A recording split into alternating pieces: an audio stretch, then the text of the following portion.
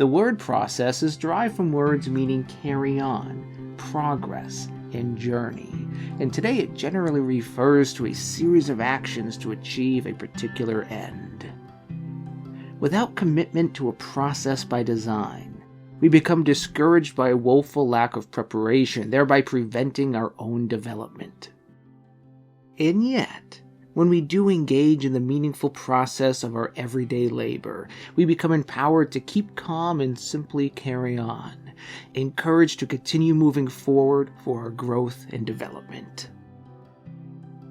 The question becomes, what might you do to foster process goals rather than merely outcome goals?